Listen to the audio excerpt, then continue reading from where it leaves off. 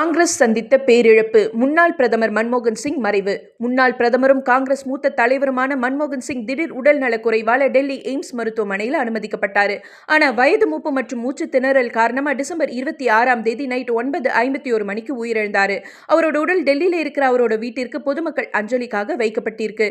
அஞ்சலிக்கு பிறகு அவரோட உடல் அரசு மரியாதையோட தகனம் செய்யப்பட இருக்கு. மன்மோகன் சிங் மறைவை தொடர்ந்து தேசிய அளவில் 7 நாட்கள் துக்கம் அனுசரிக்கப்படும் மத்திய அரசு அறிவிப்பு வெளியிட்டிருக்காங்க.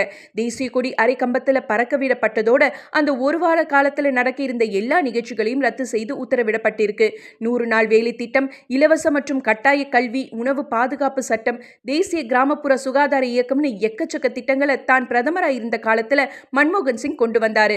மேலும் பத்திரிகையாளர்கள் ரொம்பவே ஈஸியா நேர்ல சந்திச்சு பேசின முன்னாள் பிரதமர்னா அது இவர்தான். ஏன்னா 11வது ஆண்டு பதவியில இருக்கிற பிரதமர் மோடி இதுவரைக்கும் ஒரு முறை கூட பத்திரிகையாளர்கள் சந்திப்புல கலந்துக்கல அப்படிங்கிறது குறிப்பிடத்தக்கது.